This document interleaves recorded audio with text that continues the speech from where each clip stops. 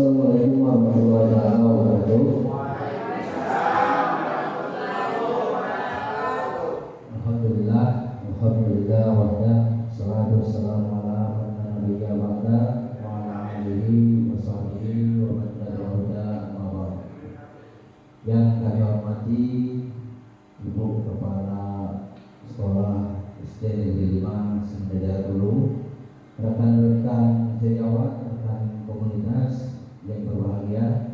Puji syukur kepada Allah Subhanahu wa taala yang mana pada kesempatan ini kita masih senantiasa diberi kenikmatan, kesehatan sehingga kita dapat berkumpul di ruang maktab SD 5 Sendajaya dulu ini dalam rangka inisiasi budaya positif.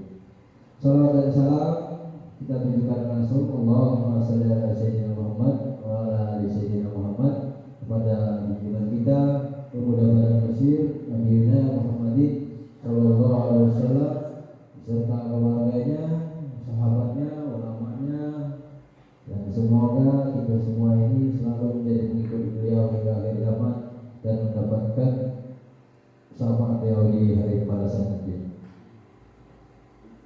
Bapak-bapak, ibu-ibu, rekan guru yang berbahagia, jadi pada kesempatan ini kami akan melakukan sesuatu kegiatan yaitu berbagi praktik baik. Ini pun adalah salah satu tugas atau aksi nyata atau sesuatu yang dilakukan yang diberikan di lingkungan sekolah kami untuk tugas calon guru Quran atau seluruh di Kabupaten Korek. Bapak-bapak, ibu-ibu, baiklah kita tidak akan panjang lebar. Saya akan seperti judul kita tadi, yaitu diseminasi budaya positif. Diseminasi itu berbagi, ya, berbagi apa yang kita dapat atau berbagi informasi. Jadi kita akan berbagi informasi tentang budaya positif di sekolah.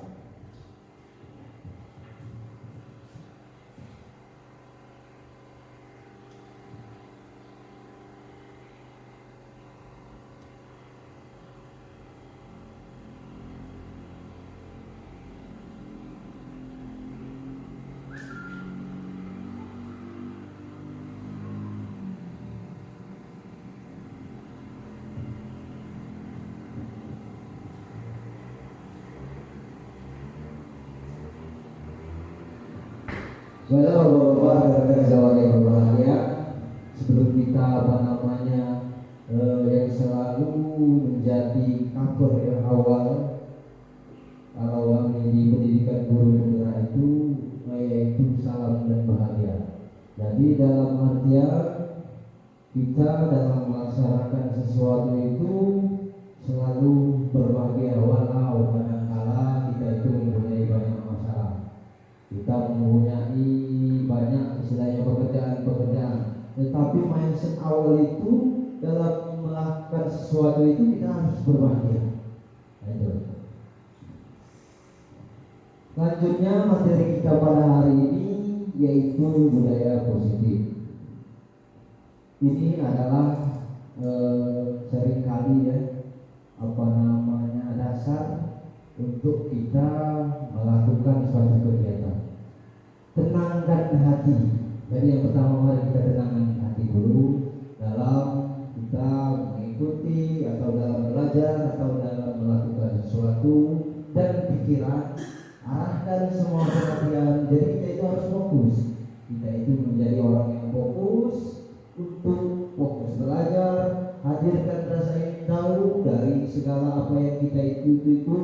Kita itu harus mempunyai rasa ingin tahu dalam kegiatan maupun istilahnya bintang ataupun pembelajaran. Hadirkanlah rasa ingin tahu, syukur dan belas kasih.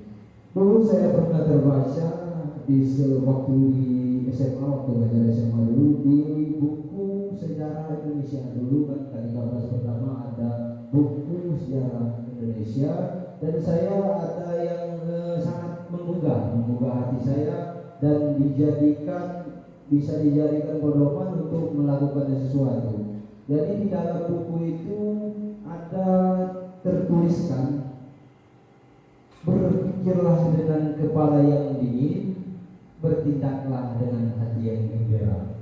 Jadi saya sangat mengutip kata-kata itu, bahwa apapun yang kita lakukan itu perlu dipikirkan dengan kepala yang dingin, dengan banyak pertimbangan. Selanjutnya bertindaklah dengan hati yang gembira. Lakukanlah segala sesuatu itu dengan kesenangan, maka apa yang kamu inginkan akan tercapai. Jadi namun capaian umum pada kegiatan kita pada hari ini, rekan-rekan semuanya, yang pertama memahami konsep pendidikan menurut Ki Hajar Dewantara dihubungkan dengan konsep budaya dan lingkungan positif di sekolah yang berpihak kepada murid. Yang kedua, melakukan evaluasi dan refleksi tentang praktik disiplin dalam pendidikan Indonesia secara umum untuk mendapatkan pemahaman baru mengenai konsep disiplin positif, menciptakan murid dengan profil pelajar Pancasila. Terus yang selanjutnya, memahami peran sebagai guru untuk membangun budaya positif dengan menerapkan konsep disiplin positif dalam berinteraksi dengan murid. Salah satu ungkapan dari Menteri Pendidikan, dia mengatakan tidak ada perubahan yang membuat kita nyaman. Jadi segala perubahan itu tidak akan membuat kita nyaman.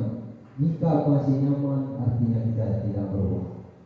Bahkan kita berubah dari sisi yang baik ke yang baik, itu tidak akan ada kenyamanan. Kenapa? Karena salah satu, kita akan melakukan sesuatu yang lain atau sesuatu yang tidak biasa.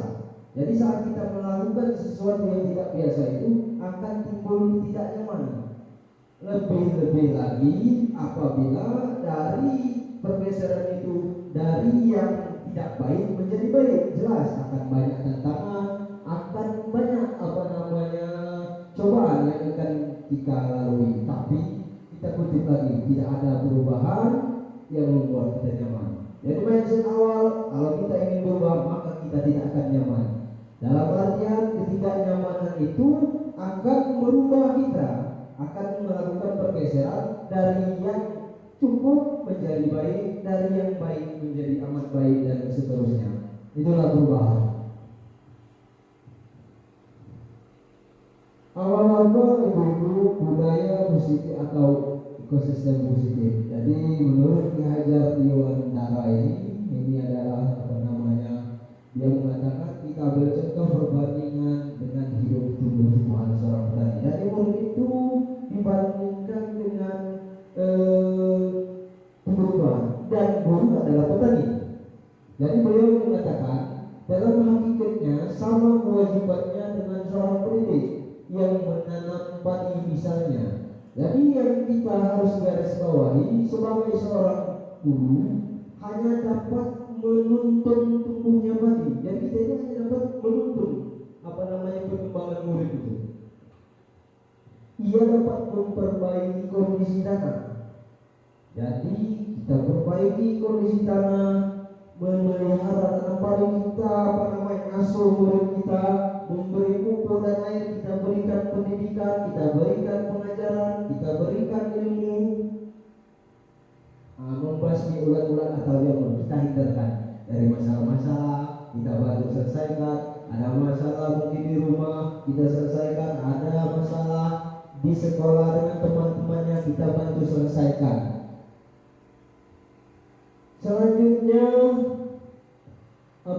jadi kita sebagai guru itu kembali ke menurut Ki Hajar Dewantara tadi, bahwa kita itu hanya dapat memperbaiki kondisinya.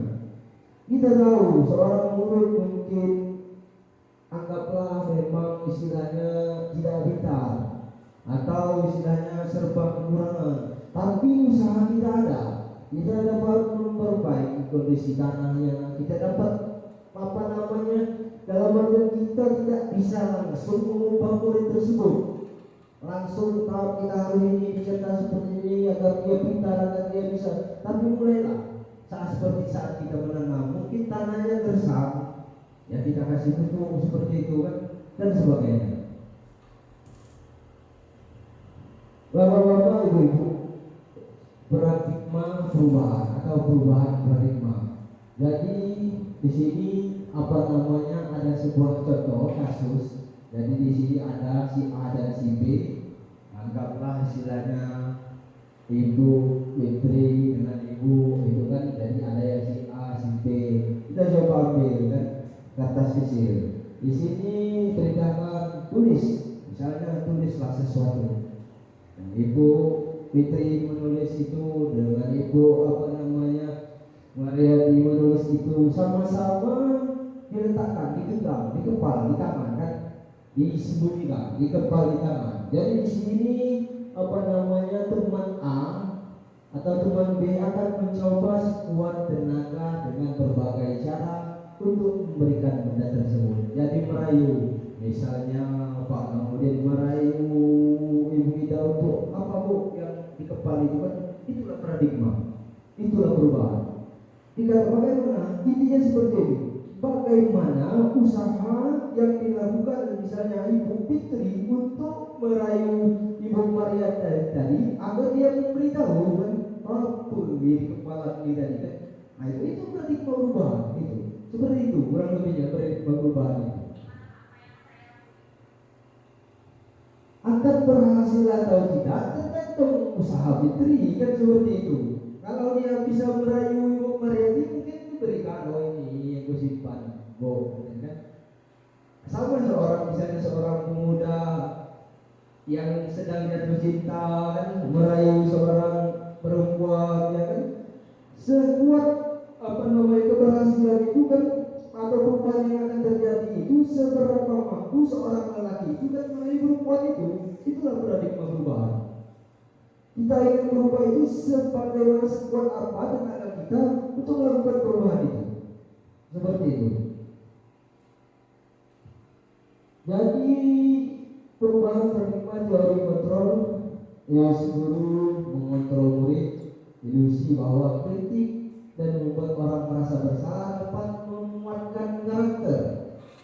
Ilusi bahwa semua muatan positif, efektif dan bermanfaat. Ilusi bahwa orang dewasa memilih hak untuk memaksa. Jadi ini ada dua perbandingan ya. Ada perubahan paradigma, stimulus respon dan teori kontrol. Jadi stimulus responnya seperti ini. Kita mencoba mengubah orang agar berpandangan sama dengan kita. Saya mencoba mengaruhi misalnya Pak Habibie untuk sama-sama pandangan ini sama seperti saya. Pak itu kalau ini seperti ini. Itu adalah stimulus respon. Sedangkan teori kontrolnya, kita berusaha memahami pandangan orang lain tentang dunia. Jadi berbeda. Kalau misalnya stimulus respon, saya memaksakan orang itu harus sama dengan saya, oh itu A. Jadi aku maksud misalnya, aku maksud guru yang lain, itu A. Tapi pada dasarnya kalau teori seperti ini, kita berusaha memahami pandangan orang lain. Kita berbeda. Pandanganku dengan pandangan misalnya Ibu Nur berbeda kan dengan orang lain tentang dunia ini. Mungkin dunia menurut Ibu Nur bulan, menurutku peta kan, tapi kita harus berkarya itu. Itulah teori kontrol. Selanjutnya perilaku buruk dilihat sebagai suatu kesalahan. Kita menganggap kalau anak yang nakal itu adalah suatu kesalahan. Itu adalah stimulus respon. Jadi teori kontrolnya seperti ini. Semua perilaku mempunyai tujuan. Jadi kenapa dia nakal kan? Mengapa anak itu nakal? Mengapa seperti itu? Nah yang menjadi tugas kita mencari tahu mengapa anak itu nakal. Apa kurang kasih sayang, apa kurang perhatian di rumah, atau dia kurang perhatian dari teman sesamanya. Selanjutnya orang bisa mengontrol saya.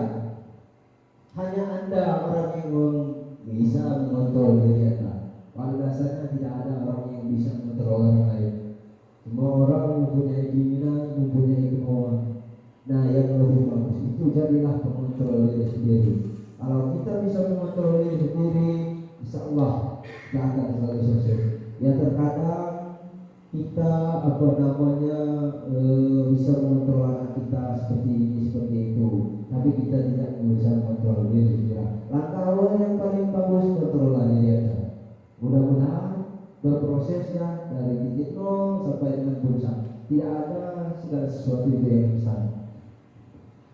Rekan-rekan sekalian, yang selanjutnya itu pemaksaan ada pada saat bukan gagal. Jadi stimulus respon itu kita itu manusia itu pertama mengukur angkat gitu kan. Ayo ukur berat kan. Misalnya kepala sekolah, ukur berat guru ini. Apalagi kita ukur lagi, kalau itu bukan itu akan timbul pemaksaan. Jadi agar pemaksaan itu tidak terjadi, maka mengertilah ngambillah dengan bujukan untung dulu. Seperti kadang istilah kita tidak bisa menafikan. Kadang contoh kita sebagai orang tua semua dengan anak itu, kadang pada saat dia nanti itu kita bujuk-bujuk dulu. Nah, saat itu sudah tidak ada bujukan lagi, paksaan lah timbul kan seperti itu. Jadi setiap kontrolnya bagaimana? Kolaborasi. Jadi kita berkolaborasi. Istilah berkoordinasi, berkicik-kicik kan itu salah satu agar paksaan itu tidak terjadi. Yang selanjutnya model berpikir menengah atau kalah, model berpikir menang dan menang. Jadi di kata model kita itu aku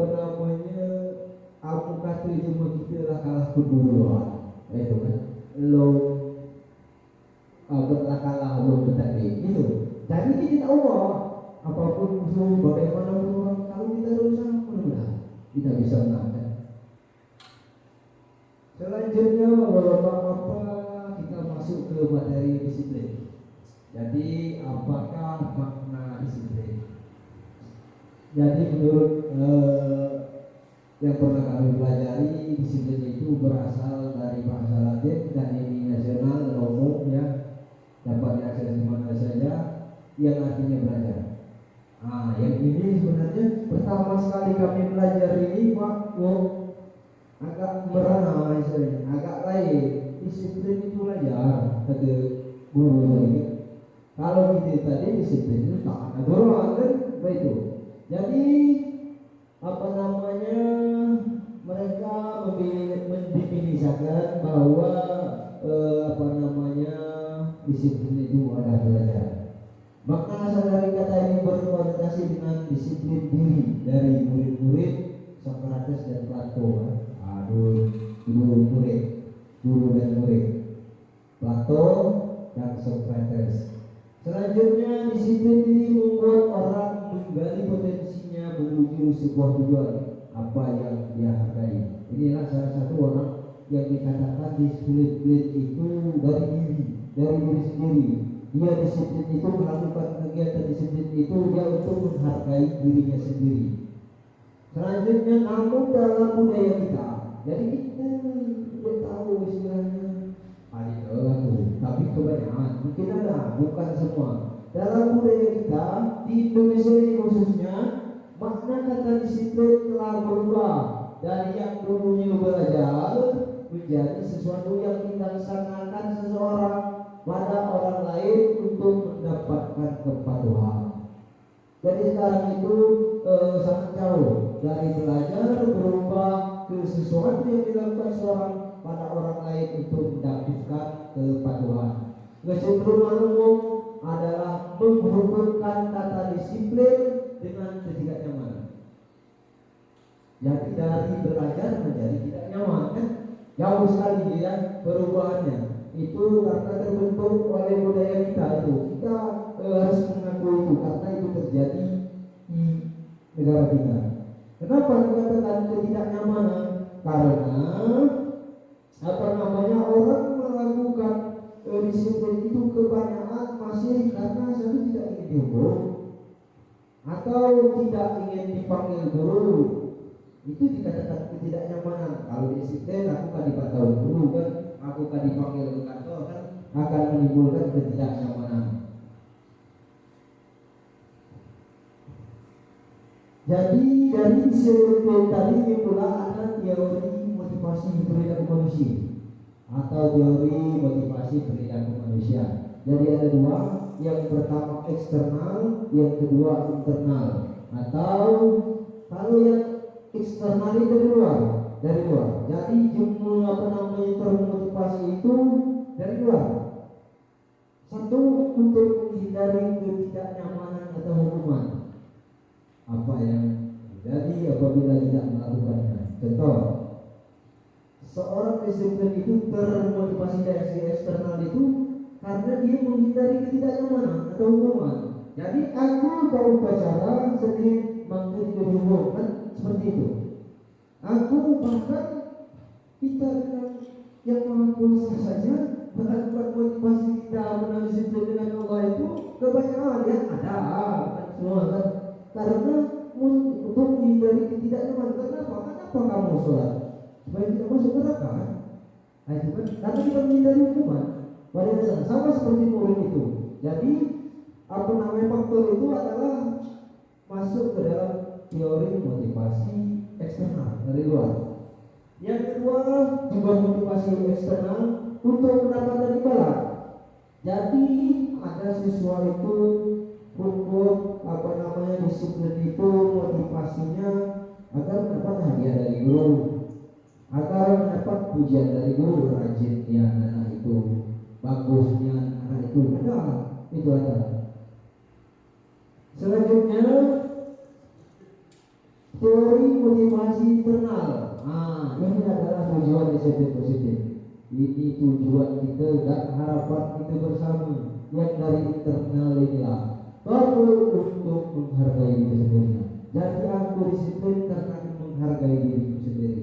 Aku disiplin itu karena aku menghargai kesehatanku. Aku disiplin hadir tepat waktu sekolah karena aku menghargai diriku sendiri.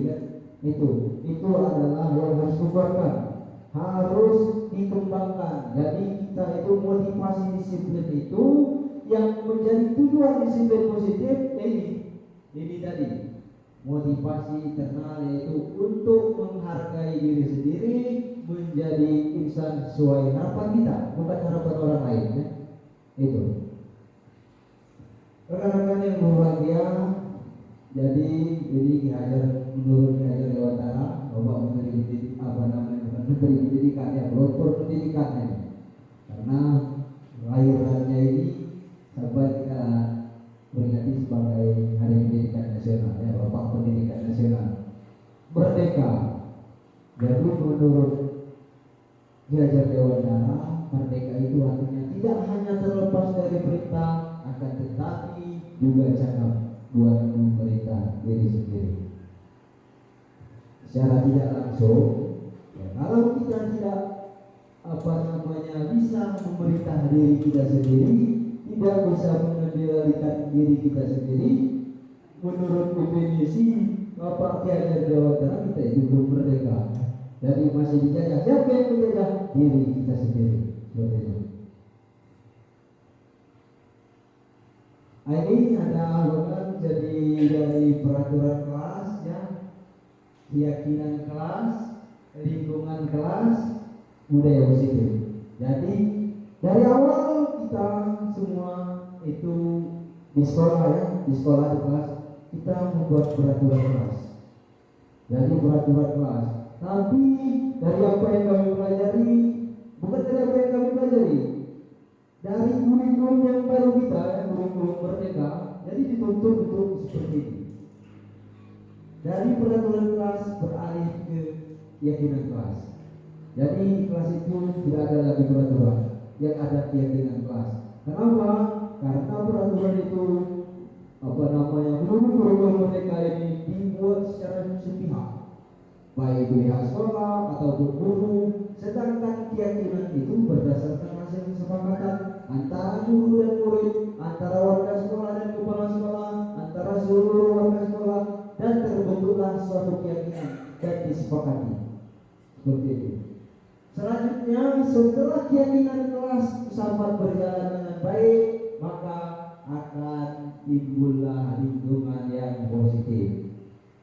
Dari lingkungan positif yang terus-menerus, dari lingkungan positif positif, maka terciptalah budaya positif. Jadi budaya positif ini ada di pas air, ini sudah kebiasaan. Sesuatu sudah diyakini dan dilakukan terus-menerus. Contoh kita bersalam-salaman dan karena bagus kan menjadi budaya. Dari dulu bersalaman, bertemu, senyum ya, salam sapa itu adalah budaya positif. Karena diyakini dan dilakukan terus-menerus.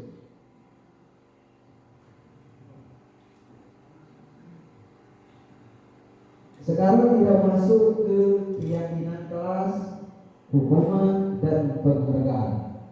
Ada yang menarik di sini, mengapa tidak peraturan saja, mengapa harus keyakinan?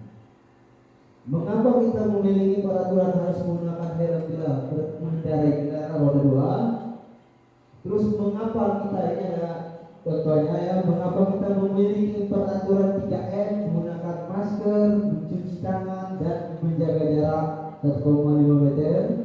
Mengapa kita memiliki peraturan harus datang tepat waktu pada saat mengikuti pelatihan?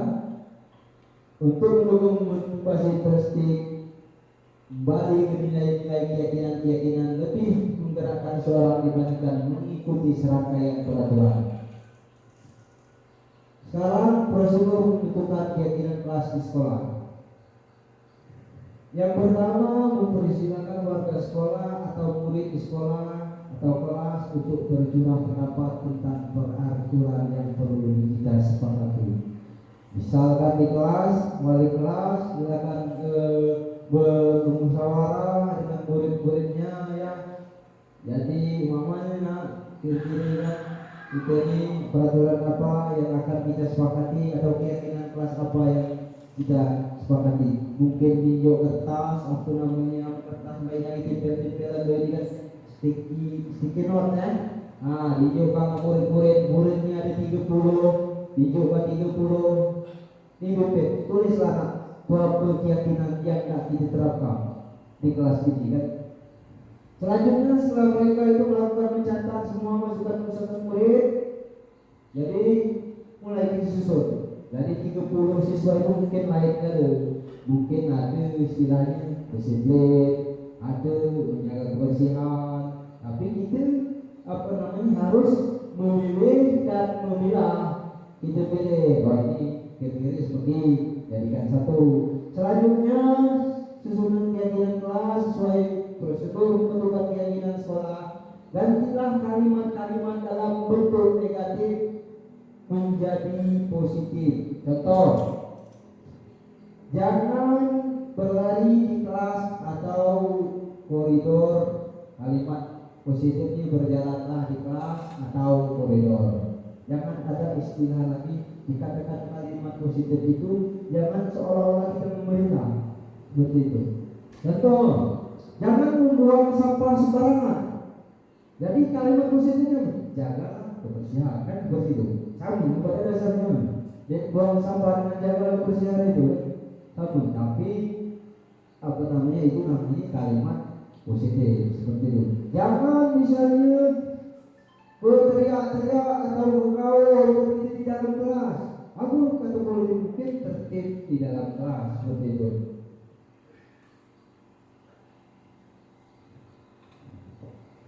Setelah melakukan itu, silakan tinjau kembali daftar jumlah pendapat yang sudah dicatat.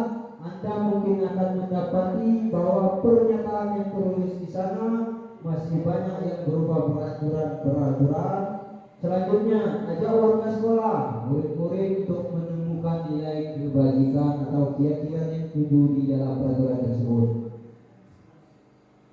Contoh, berjalan di kelas, dengarkan guru, datang tepat waktu, berada di bawah satu payung, yaitu keyakinan untuk saling menghormati.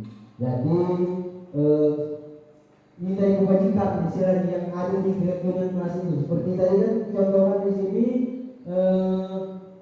berjalan di kelas kan, jangan berlari-lari tadi kan, dengarkan guru, tapi jangan ribut, datanglah tepat waktu.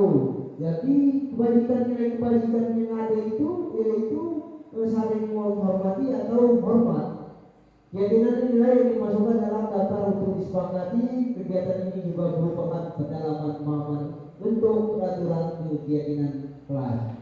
Jadi untuk kedepannya ya, ini kurikulum merdeka dan saya juga mengajak. Jadi kita ada istilahnya dari peraturan kelas itu berubah ke keyakinan kelas. Dan juga kurikulum merdeka ini yang merdeka. Jadi tidak mesti kalau misalnya daftar tiket lah atau apa namanya ini daftar pelajaran peraturan keyakinan kelas tadi. Kadang kalau dilihat dari kebanyakan ini saya bertanya, nggak usah terlalu formal bu, kata aku kan, oh iya usah kan merdeka, bebas berekspresi kan, nggak kamu tidak miring terserah kan, nggak kamu terbalik terserah. Makanya kadang aku pernah ngetes kan, apa namanya mengajar praktik itu waktu karya itu, kan betul tidak terbalik, apa namanya sedikit yang aku dengan jawaban. Nah, mungkin kamar ini sudah apa berubah merdeka katanya. Tapi kadang kita juga harus berpikir realistis juga kan, seperti itu. Istilahnya kita harus mempertimbangkan etika orang itu kan, apa namanya bagaimana arena apa namanya membuat atau memendam atau melihatnya kan, tempellah segala sesuatu itu mungkin pada tempatnya. Walaupun dilihat dari gaya merdeka sekarang ini, itu tidak terlalu bebas. Kadang ada yang apa namanya tidak menempel di papan tulis atau di tempat yang ditentukan oleh tidak seolah gurunya katanya merdeka. Seperti itu. Yang kelima, tinjauan keyakinan sekolah secara bersama-sama. Jadi libatkan seluruh pihak, mungkin perlu peraturan atau perlu apa yang diubah untuk disepakati kembali. Yang keenam, setelah keyakinan sekolah atau kelas selesai dibuat sama ya, baik di kelas maupun di sekolah itu disepakati. Kalau di kelas murid dengan guru, kalau di sekolah kepala sekolah dengan warga sekolah kan dilibatkan semua. Baik di warga sekolah itu ada murid, ada guru ya, ada apa namanya jaga keamanan, ada peraturan dan lain sebagainya. Keyakinan sekolah kelas atau kelas selanjutnya bisa diletakkan di dinding kelas di tempat yang mudah dilihat oleh semua warga kelas atau warga sekolah. Jadi ini ada tabel Y tentang keyakinan kelas, ada tabel T dan Y. Kalau tabel Y-nya itu hormat, terdengar, terlihat, berperilaku. Sedangkan tabel T-nya itu tampak seperti, tidak tampak. Jadi kalau dia sifatnya seperti ini, tabel T itu kalau dia ke kiri dia positif, kalau dia ke kanan dia negatif. Kalau yang kedua bekerja, tampak seperti, tidak tampak seperti, diterima dan dimiliki. Nah, jadi kalau dia ke sini apa namanya dia positif, kalau dia ke kanan dia negatif, kiri kanan ya. Kalau yang kita hadapi kiri kanan ya. Kalau dia apa namanya tabel T itu.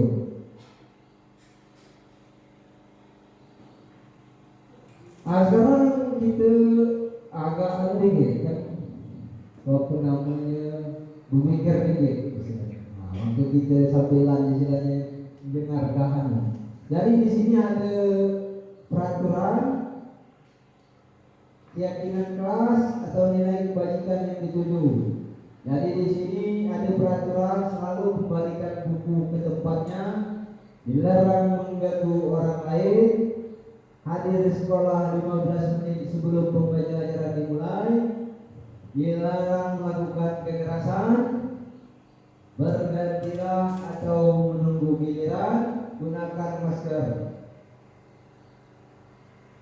Ini dari yang apa namanya peraturan kelas tadi kan, ini kayak apa namanya nilai kebajikannya. Selalu kembalikan buku di depannya itu tanggung jawab. Jadi kita kepada murid itu baik di perpustakaan kan, selalu kembalikan buku depannya, berarti nilai kebajikannya itu tanggung jawab. Dilarang mengganggu orang lain.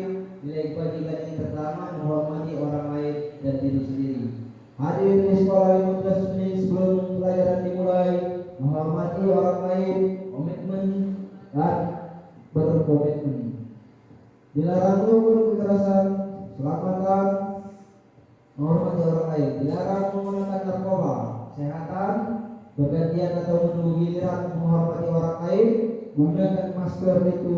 Nilai kewajibannya kesehatan dan keselamatan, jangan berlari di koridor kelas, yaitu keselamatan dan keamanan. Rekan-rekan yang berbahagia, jadi selanjutnya di materinya yaitu kebutuhan dasar manusia. Jadi kita dapat lihat bersama bahwa kebutuhan dasar manusia ini kebutuhannya banyak manusia. Nah itu banyak kebutuhan, lebih keinginan kan. Kalau kebutuhan lebih banyak, kebutuhan yang dasar. Jadi yang mendasari, yang dikatakan kebutuhan dasar yang menjadi penopang, yang menjadi fondasi, ya. Jadi menjadi fondasi kehidupan manusia itu. Yang pertama itu bertahan hidup, jelas ya.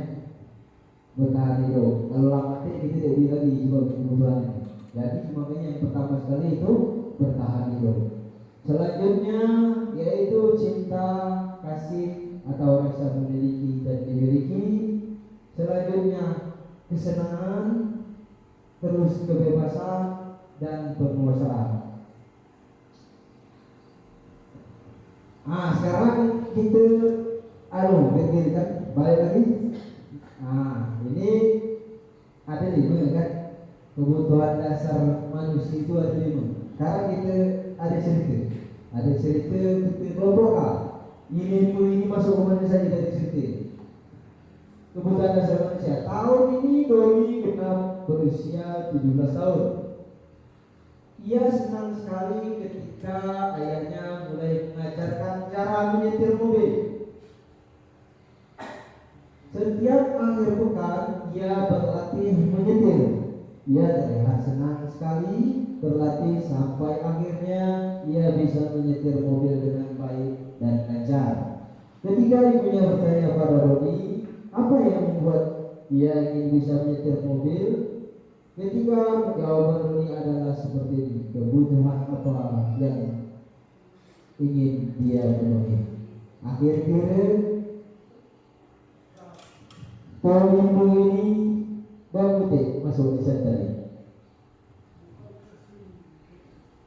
Dari cerita Doni tadi, apakah di sana ada bertahan hidup?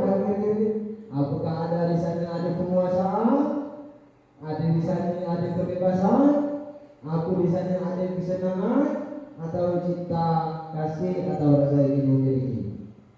Dari cerita Doni tadi.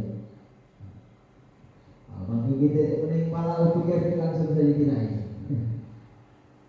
Yang pertama, menyetir mobil itu seru. Kira-kira itu apa itu? Kesenangan. Ayo survei membuktikan. Betul ya, kesenangan. Oke, selanjutnya biar bisa jalan-jalan naik mobil sama teman-temanku. Kau kira-kira? Kebebasan, survei membuktikan. Oke, ternyata nggak boleh sedikit. Kenapa? Cinta dan kasih sayang. Cinta dan kasih sayang. Karena dia ingin melakukan sesuatu, berbuat sesuatu untuk teman-temannya. Ya. Aku merasa bangga dan keren. Kira-kira berapa? Itu kan sering. Dan ini sering sekali di sekolah ini sering sekali. Apalagi anak-anak sekolah kan. Merasa bangga dan keren, apalagi anak SMA. Waktu kira-kira kebutuhan manusia.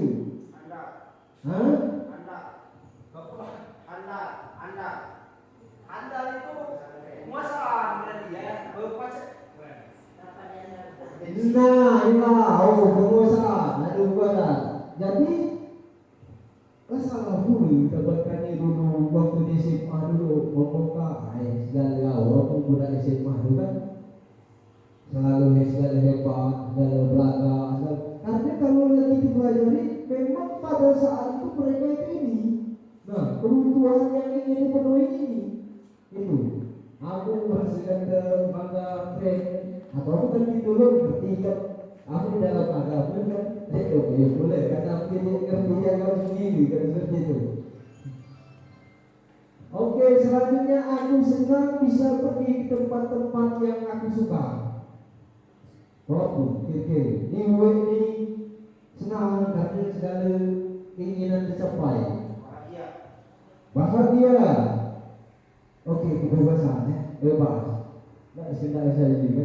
Jadi tadi kita tadi manusia kata kita, itu selanjutnya kita itu harus melihat dulu. Ngaku seperti itu. Jangan dulu kita cepat memvonis kalau seorang itu salah atau seperti itu. Ini yang menarik. Aku menarik dengan kata-kata ini. Dihukum oleh penghargaan. Tapi siswa itu sangat senang dengan penghargaan kan? Bahkan motivasinya lebih kalau ada penghargaan. Tapi menurut guru mereka ini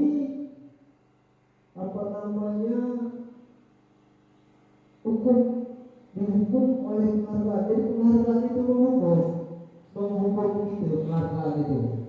Jadi, Pak kira-kira kan harus tidak ada kan guru atau kan siswa itu kan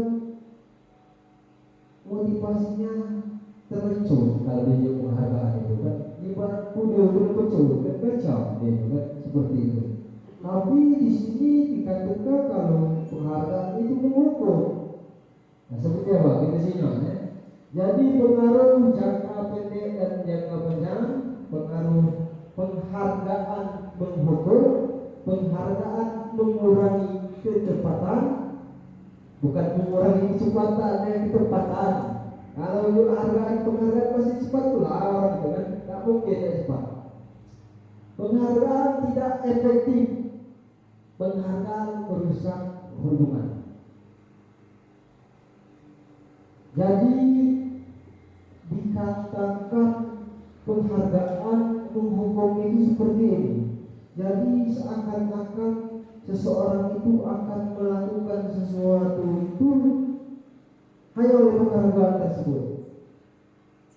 Jadi kalau tidak dikasih penghargaan, maka dia tidak akan bergerak seperti itu. Jadi menghukum, dikatakan menghukum ini itu tadi kan membuat seseorang itu melakukan sesuatu itu hanya karena karena apalah, karena inilah, kan seperti itu. Jadi menghukum, apa yang hukuman itu? Kita tidak akan berubah seperti itu. Kembali lagi ke awal tadi kan paradigma perubahan itu. Kalau ingin berubah, kalau kata Pak Nadiem Makarim tadi itu kan dia statementnya itu berubah itu pasti tidak nyaman seperti itu. Kalau nyaman berarti kamu belum berubah. Mungkin itu kita harus berubah, kita bertahap seperti itu kan, mulai dihilangkan kalau kita sering mengasih penghargaan. Jadi ada pertanyaan, bagaimana solusi katanya kata teman itu agar kita bisa menghilangkan penghargaan itu tapi motivasi siswa itu bisa. Pak, dikatakan penghargaan menghukum itu kalau kamu sekelas kasih satu baik, kalau kamu kasih tidak kamu hukum kan. Jadi antara satu dengan yang lain itu tidak grade, ada makna gitu. Dan juga katanya jangan kita itu jangan melakukan memberi penghargaan itu terhadap hasil kan. Berilah penghargaan terhadap proses kan? Seperti itu. Jadi kalau kita terhadap hasil itu jelas katanya seperti di kelas yang juara kan kita dapat ada bukan penghargaan itu. Tapi kalau kita terhadap proses, namanya siswa yang selalu mengikuti dapat semua seperti itu. Itu salah satu langkah untuk menghilangkan hal tersebut. Ada tadi bertahap, tidak ada segala sesuatu itu bisa dilakukan secara sekaligus, pasti ada bertahap. Ada istilahnya evolusi dan revolusi ya. Itu.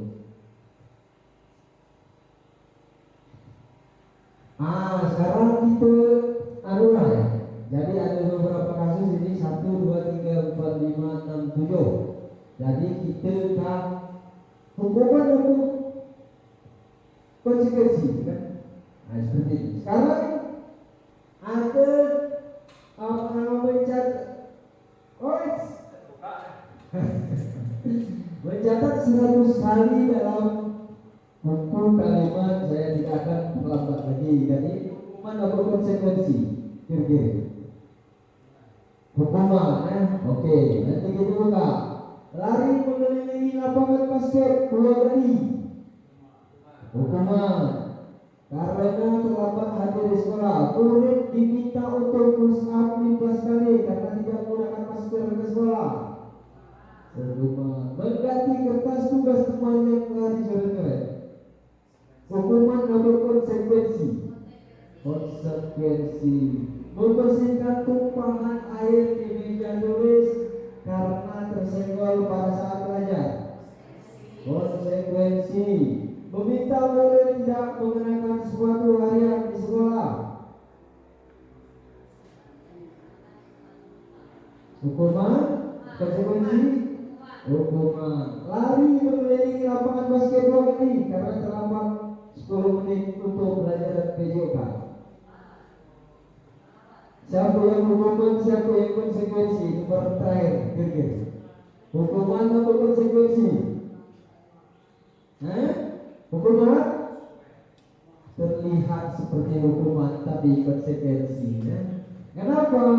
Karena terlambat untuk pelajaran PJK kan seperti itu. Kecuali dia terlambat datang ke sekolah seperti itu. Jadi di sini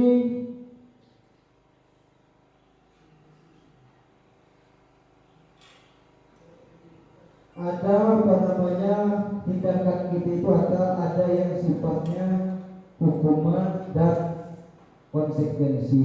Jadi kalau hukuman itu tadi kan sudah ditetapkan sepihak seperti itu. Kalau konsekuensi itu tadi kan apa namanya dia menembus kesalahan dirinya sendiri, itu konsekuensi. Kan kita kan tahu kan kalau dia terlambat dihukum kan seperti itu kan. Itu dia menembus kesalahannya diri sendiri. Selanjutnya, ini bedanya. Jadi kalau kita nak tentukan mana hukuman dan sanksi tadi seperti ini. Hukuman itu sesuatu yang menyakitkan harus terjadi. Dia disebutkan apa yang menyakitkan banyak, mungkin kena pukul, kena cubit. Sedangkan sanksi atau konsekuensi itu sesuatu yang harus terjadi. Belum tentu menyakitkan, tetapi sesuatu harus terjadi. Toh lah, bukan ambil air lah, atau apa namanya, atau mengganti suruh ganti atau seperti itu. Tetapi sesuatu pasti terjadi. Itu bedanya. Kalau hukuman tadi pasti menyakitkan, gitu saja. Selanjutnya yaitu membuat anak sakit fisik maupun hati untuk jangka waktu lama. Itu hukuman. Jadi hukuman itu membuat anak sakit, adalah sakit, adalah dicubit, kan kiri-kiri itu.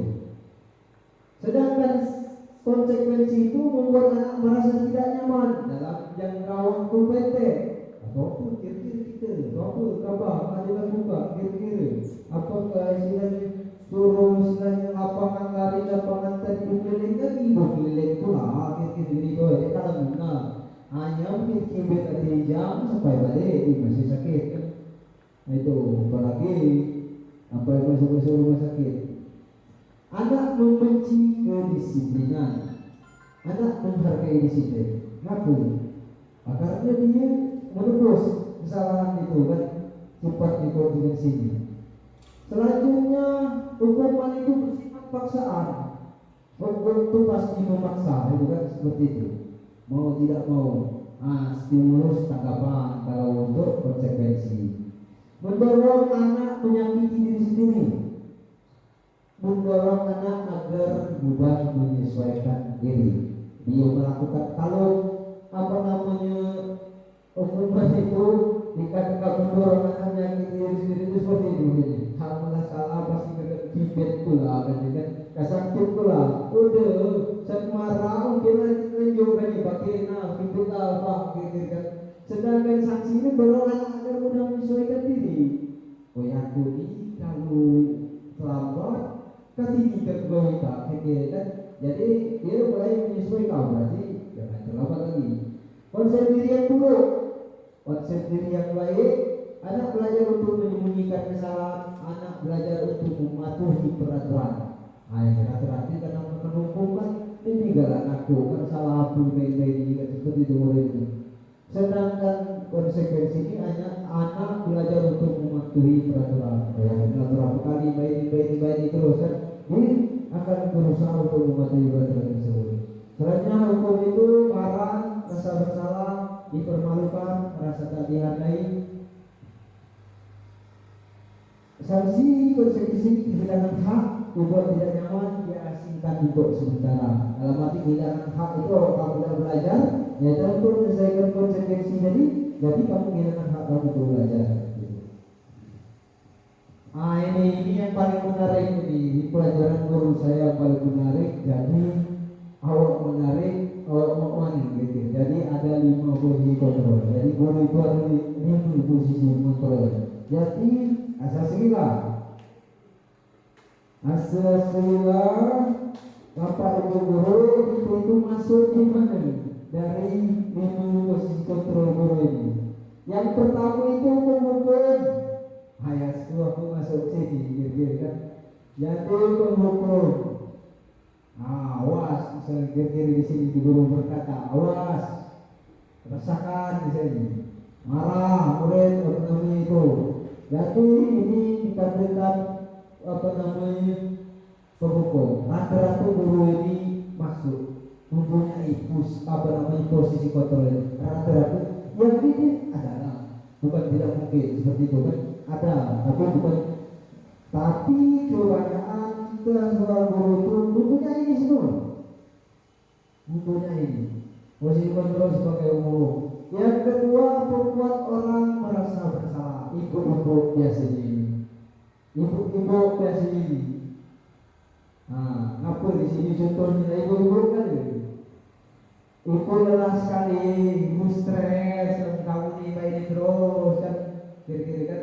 Itu orang kontrol guru membuat orang merasa bersalah. Akan marah mula gara-gara kamu ngerjakan tugas ibu di kepala sekolah. Itu membuat orang merasa merasa bersalah. Berarti akan marah. Ayo ibu balik kelas gara-gara kami kan, seperti itu. Yang selanjutnya sebagai teman. Jadi banyak guru yang sebagai teman. Berarti hampir guru, apalagi anak-anak SD yang apalagi guru kelas 1 yang sering sekali ini sebagai teman ini. Ini ayolah misalnya ini seperti ini kan. Itu adalah sering berbagi cerita. Itu seperti seorang teman gitu, curhat seperti itu, nanya nih apa seperti itu kan. Selanjutnya pemantau. Pemantau ini ada cuma tidak bola banyak kan, mulai pemantau CCTV gitu kan. Jadi ada pemantau ini.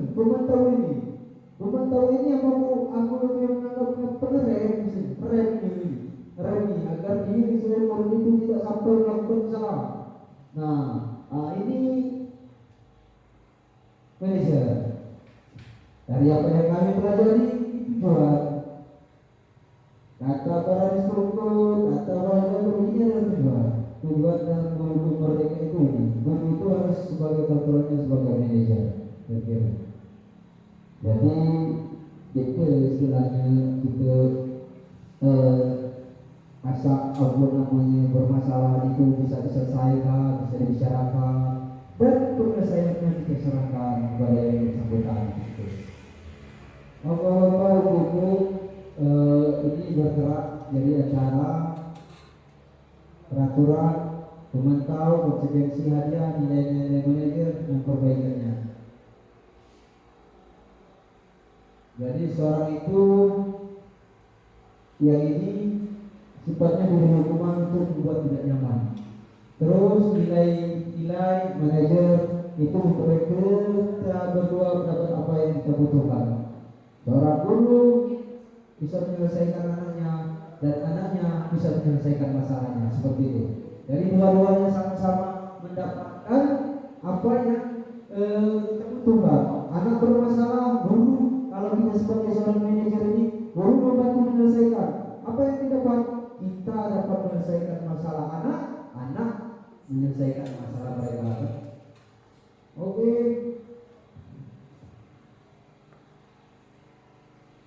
Sekarang materi terakhir ya, materi terakhir tidak lama lagi dan waktu sudah agak lama ya. ID restitusi ini akan sering kita gunakan di sekolahan. Restitusi adalah proses menciptakan kondisi bagi murid untuk memperbaiki kesalahan mereka sehingga mereka bisa kembali pada keluarga mereka dengan karakter yang lebih baik. Penyesalan dengan suatu perubahan seperti itu. Mereka dapat memperbaiki kesalahannya dan melakukan perubahan lebih baik lagi. Seperti itu restitusi. 9 ciri restitusi. Restitusi satu, bukan untuk menebus kesalahan, jadi untuk belajar. Jadi siswa itu bukan untuk menebus kesalahan karena kesalahan itu sendiri, tapi belajar dari kesalahan. Selanjutnya memperbaiki hubungan. Tawaran bukan paksaan. Tidak ada paksaan. Dalam restitusi itu tidak ada paksaan. Kita menawarkan kepada murid seperti itu. Restitusi menuntut untuk melihat ke dalam diri. Kita menawarkan bagaimana cara kamu memperbaiki masalah kamu. Seperti itu kan. Kita melihat, jadi siswa melihat diri sendiri. Yang kelima, restitusi mencari kebutuhan dasar yang mendasari tindakan. Selanjutnya, restitusi adalah cara yang paling baik. Restitusi adalah cara yang paling baik. Yang ketujuh, restitusi fokus pada karakter bukan tindakan. Yang ke-8, restitusi fokus pada solusi. Jadi restitusi itu memberikan solusi. Yang 9, restitusi membayar murid yang berbuat salah pada kelompoknya. Seperti itu. Selanjutnya ini segitiga restitusi. Jadi tahapannya seperti ini. Yang pertama itu bisa ya, nanti ada contohnya. Ada murid yang salah. Pertama itu misalnya kita panggil murid yang salah. Murid yang salah itu kita panggil. Misalnya. Yang pertama itu menstabilkan identitas. Yang restitusi ini sebenarnya kita sudah sering melakukan ini, cuma kadang tidak berurutan, kadang ada cuma masuk dikit, ada murid itu sudah banyak menstabilkan diri. Panggil. Jadi jangan seolah-olah setelah dipanggil itu murid itu kan takutan, itu kan? Kalau takut seperti itu, kita stabilkan dulu. Kenapa? Seperti itu kan? Didikitkan ibarat gitu. Itu menstabilkan identitas namanya. Naik tiket validasi tindakan yang salah.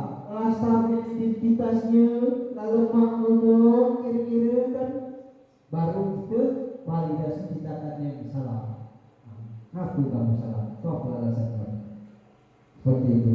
Terus lalu itu baru menanyakan keyakinan. Nah ini keyakinan ini maksudnya itu berikan arahan, selesaikan masalah dengan murid itu sendiri. Selesaikan dengan cara kamu, kan seperti itu. Apapun yang kamu lakukan, misal untuk perubahan kamu, jangan ketika kamu harus seperti ini. Setelah kamu ini kamu seperti ini. Tawarkanlah dengan itu lah. Itu menanyakan di dalam hati, menanyakan keyakinan itu. Keyakinan tak itu atau apa yang kamu baca lakukan untuk melakukan perubahan pada diri sendiri. Seperti itu.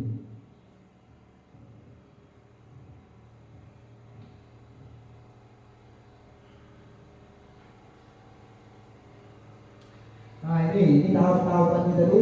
Yang pertama tadi untuk contohnya untuk menstabilkan identitas tadi. Untuk membuat anak yang merasanya gagal karena berbuat salah menjadi presiden dalam dirinya. Berbuat salah itu hal manusiawi, bisa tidak? Tidak ada manusia yang sempurna. Bapak juga pernah berbuat salah, kita pasti menyelesaikan permasalahan ini. Seperti itu, mungkin dia bertanya. Nah, berbuat salah itu hal yang manusiawi. Bapak juga dulu pernah saat menjadi murid melakukan kesalahan. Itu namanya menstabilkan identitas. Jadi anak-anak itu seolah-olah itu stabil. Bapak dulu pernah salah bukan kaki saja. Berkancing itu kan. Jadi kita takut lagi seperti itu. Selanjutnya validasi kita kan. Jadi validasi kamu bisa saja melakukan hal yang lebih buruk lagi. Jadi misalnya didorong misalnya atau menolak kancingnya.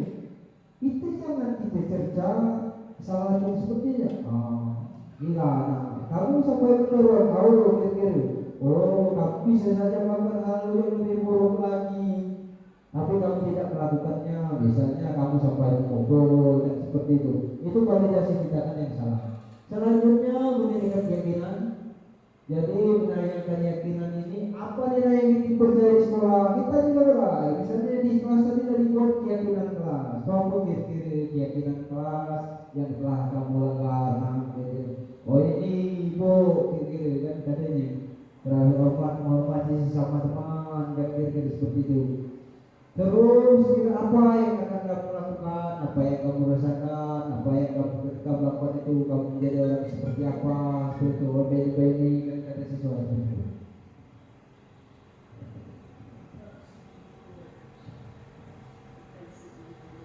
Jadi intervensi 30 detik ini disuruh pacu ini dalam 30 detik. Apa yang bawah nih? Ada sanggup. Pula ada pagi ini karyawan itu sampai dengan waktu 30 detik. Sekarang contoh sedikit itu tadi ya. Dikit lagi ada apa namanya video deskripsi.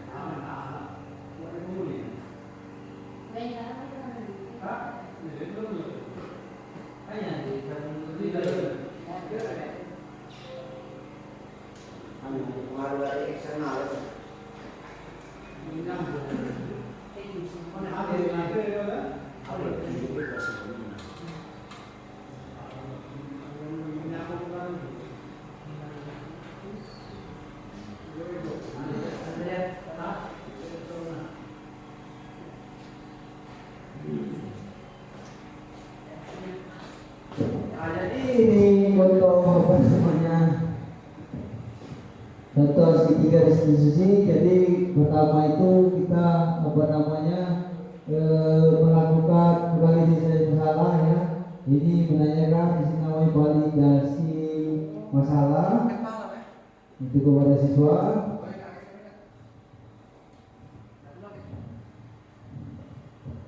Jadi guru itu memanggil ya melakukan validasi kesalahan apa namanya kepada murid itu. Selanjutnya sudah melakukan validasi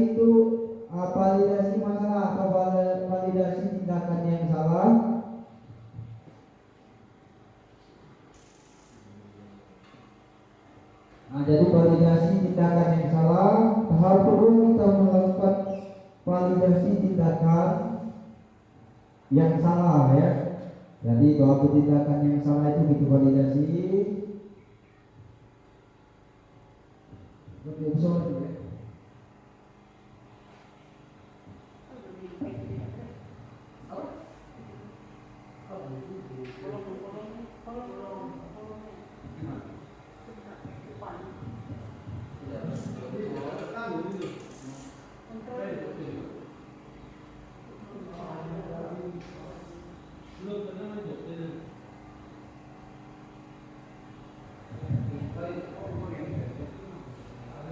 Selanjutnya kita tanyakan keyakinan.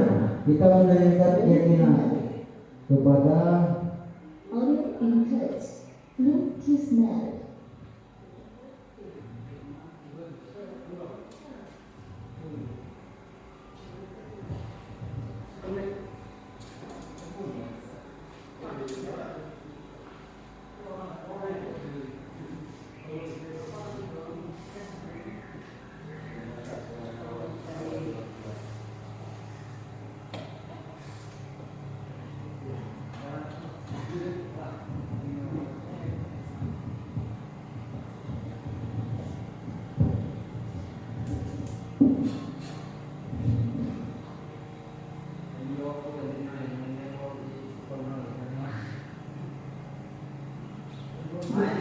Audio input. Loop is married.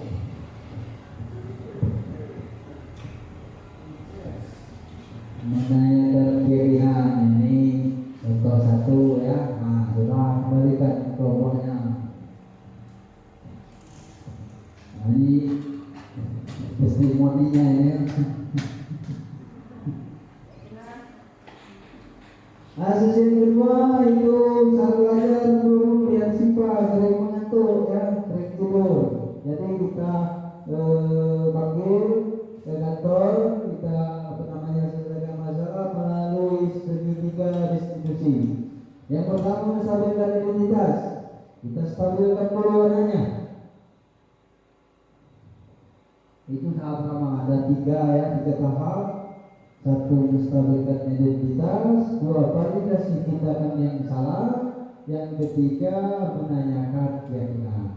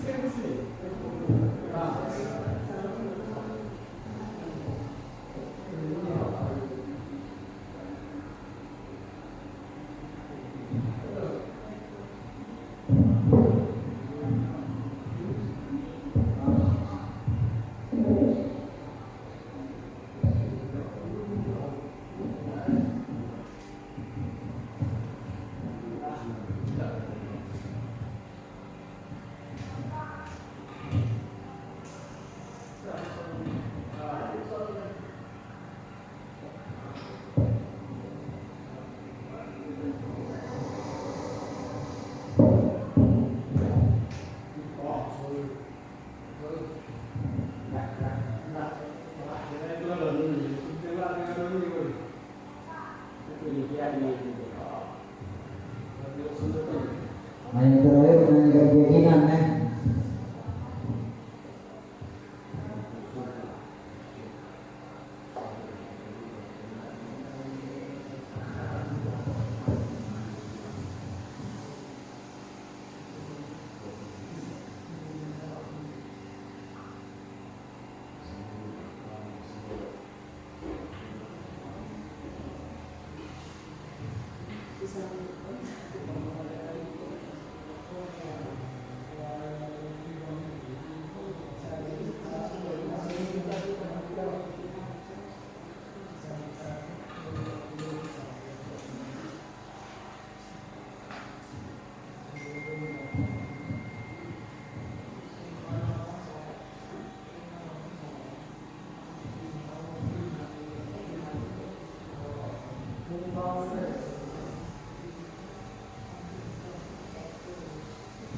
Selanjutnya ada apa namanya sesi tanya jawab ataupun refleksi berbalik dari rekan-rekan sekalian ya.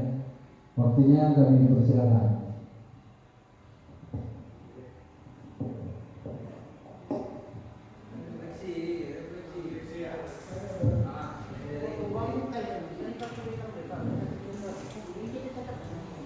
Assalamualaikum warahmatullahi wabarakatuh. Perkenalkan, nama saya Fitriani. Di sini saya ingin bertanya mengenai budaya positif paradigma. Kan terdapat pembahasan budaya positif merupakan paradigma untuk menyelesaikan masalah melalui motivasi intrinsik orang yang memiliki masalah. Jika dihadapkan dengan masalah, maka orang tersebut yang harus menyelesaikan dengan cara menggali nilai-nilai positif yang ada. Apa saja nilai-nilai positif tersebut? Sekian, terima kasih. Yang lain, Bapak Ibu guru, rekan-rekan, umpan balik ataupun refleksinya tidak mesti apa namanya harus bertanya. Mungkin ada refleksi dari rekan-rekan sekalian.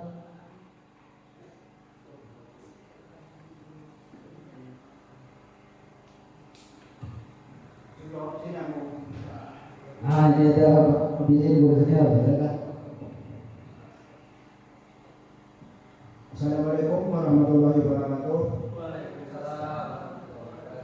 Nah di sini pada Pak Ramadan Sumadi, yang pertama-tama kami sudah menjelaskan dari awal sudah cukup jauh. Kemudian materi yang Bapak sampaikan, alhamdulillah semuanya bagus dan tepat dengan konsepnya. Namun yang perlu kami tanyakan di sini ada sedikit dari beberapa macam atau beberapa hal yang Bapak sampaikan.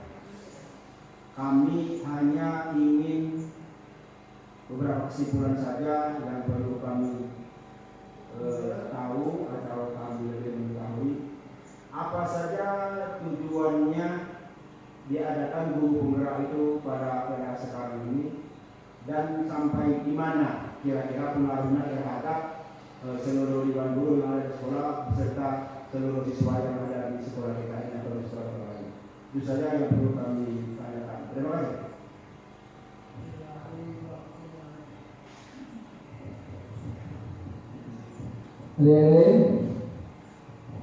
Mungkin punya apa namanya refleksi atau lainnya atau berbalik terhadap kegiatan hari ini.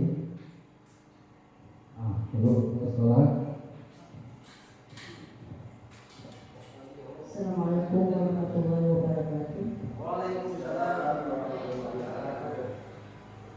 Patut kita banggakan dan kita syukuri yang disampaikan oleh Bapak Ramadan sebagai calon guru penggerak yang telah menyampaikan materi masalah diseminasi budaya positif. Nah, yang perlu kita ambil di sini kita lihat dari kegiatan tadi hal-hal yang positif terhadap anak didik dengan lingkungan sekolah, kemudian paradigma yang berusaha ingin tahu dan menjadi perubahan yang lebih baik. Kira-kira kalau untuk sekolah kita perubahan yang lebih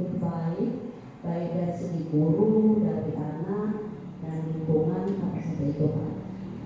Tapi dari sisi penyampaian Pak Ramadan sangat bagus dan sangat membuat kita puas dan bangga jika akan bisa memperbaiki sekolah kita dengan materi yang disampaikan tadi, cara mendidik anak, kemudian kita menyelesaikan masalah dalam kegiatan proses belajar mengajar yang telah di video Pak Ramadan sudah kita pahami walaupun suaranya agak menjejek karena jaringan kita kurang ya, namun sudah maksimal. Insya Allah kita ke depan seluruh guru bisa melaksanakan dari yang disampaikan oleh Pak Ramadan, sudah bisa memahami, dan itu merupakan hal yang positif juga bagi kita guru ya semua. Itu saja. Wassalamualaikum warahmatullahi wabarakatuh.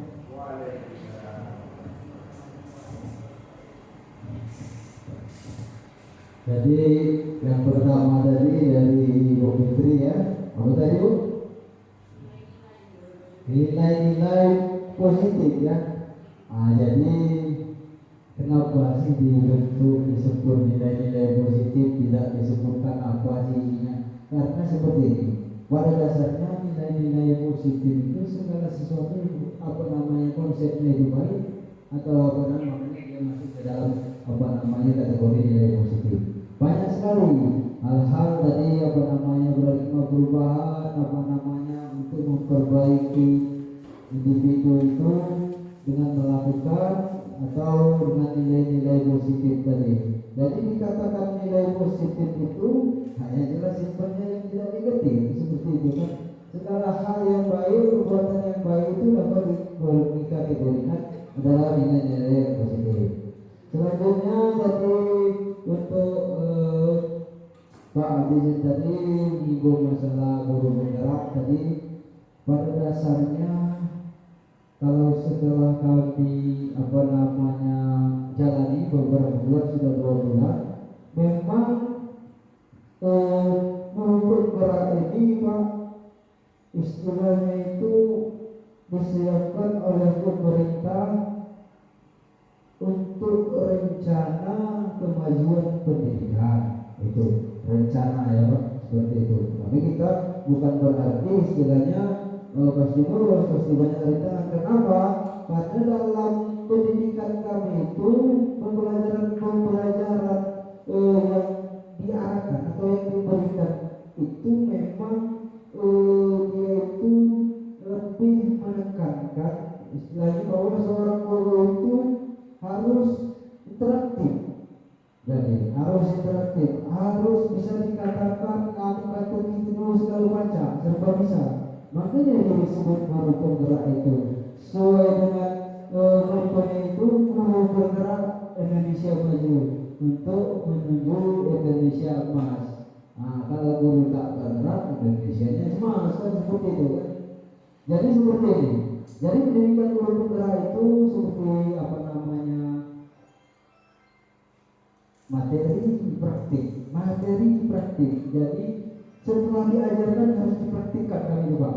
Jadi kami itu dilatih apa namanya dalam proses yang panjangnya selama 8 bulan. Jadi bukan sekadar pelatihan seni mendengarkan, bahkan di setiap pokok di ruang kolaborasi belajar ketika itu memang fasilitator itu memang sebagai fasilitator itu sekadar memateri saja, silakan kamu pikirkan seperti itu. Dan juga pada dasarnya walaupun bukan guru penggerak itu apa namanya yang setelah kami pelajari, bukan berarti seluruh guru itu apa namanya harus bergerak semua, atau bukan yang kami pelajari itu harus guru bergerak semua. Tidak, seluruh guru pada dasarnya seluruh guru harus mempelajari itu. Cuma lebih didahulukan karena ada program pemerintah ini, yaitu dengan adanya guru bergerak. Seperti apa namanya kami lihat nilai guru kan. Cuma di sana itu ada ujungnya nilai guru penggerak, bukan nilai guru penggerak saja, sebenarnya seluruh nilai guru, mulai dari mandiri, reflektif, kolaborasi, inovatif, dan berpihak kepada murid. Seluruh guru harus seperti itu. Dan juga mudah-mudahan melalui program guru penggerak ini dapat membantu kemajuan sekolah di seluruh wilayah masing-masing, baik itu secara khusus di lingkungan kita Sunda Darat Ulu atau SD 5 Sunda Darat Ulu, dan secara umum untuk Indonesia ini agar lebih maju lagi. Itu salah satu tujuan dari pemerintah untuk mengadakan guru penggerak ini. Selanjutnya dari Bu Kepala Sekolah tadi masalah apa tadi? Perubahan. Jadi pada dasarnya kalau setelah kami belajar perubahan yang lebih bagus itu berubahlah dulu dari individu masing-masing, dari diri kita masing-masing dulu, baru kita akan dengan kita berubah dari individu masing-masing secara tidak langsung kita akan berubah suatu organisasi, suatu sekolah atau sebagainya. Kalau semula dari gurunya ada 15 orang semuanya berubah menjadi baik, maka sekolah pun akan menjadi baik seperti itu. Tapi untuk kedepannya mudah-mudahan dengan melalui program apa yang kami dapat nanti akan mencoba untuk diseminasikan atau dibagikan kepada rekan-rekan, dan juga tidak bisa sekolah itu berubah walau hanya dengan guru penggerak. Harus ada kolaborasi setiap guru, setiap rekan-rekan, dan motori oleh kepala sekolah. Mungkin itu saja ya, sudah cukup untuk pertanyaan. Apabila kurang tepat silakan ditempatkan dulu, apabila kurang tepat silakan dipaskan dulu. Mungkin itu saja ya. Selanjutnya mungkin ini ada materi yang kita tunggu-tunggu ya ini. Iya, dari refleksinya sudah itu tadi, termasuk dari dari pertanyaan apa yang menerima saya, yang saya dapatkan seperti perasaan apa yang muncul sama kegiatan ini, peran omong seperti apakah yang saya melakukan selama ini, saya akan menjadi omong seperti apakah setelah mengikuti kegiatan ini, seperti itu. Nah, ini materi yang ditunggu. Terima kasih ya. Bapak-bapak, ibu-ibu, rekan-rekan sekalian, setelah kurang lebih 1 jam kita melaksanakan kegiatan diseminasi budaya positif. Semoga materi-materi yang ada tadi bisa menambah wawasan kita semua agar melakukan perubahan lebih baik lagi, agar bisa melakukan kebiasaan seperti dengan judul kita materi kita ini budaya ya, budaya positif, kebiasaan yang positif. Adapun kalaupun kita belum bisa atau belum ada sempat tersentuh, ingatlah apa yang dikatakan tadi pelajari tadi, bahwa paradigma perubahan itu jadi perlu memerlukan waktu. Semuanya itu perlu waktu, akan tetapi kita harus bergeser dari kenyamanan ke tidak nyaman ya, karena berubah itu seperti itu. Mungkin itu saja. Mohon maaf atas segala kekurangan. Terima kasih atas segala perhatian, dan juga terima kasih kepada seluruh rekan-rekan yang sudah membantu, sudah hadir, sudah mendengarkan dari awal sampai dengan akhir kegiatan ini. Mohon maaf atas segala kesalahan, dan kepada Allah kami tidak lupa mohon ampun. Assalamualaikum warahmatullahi wabarakatuh.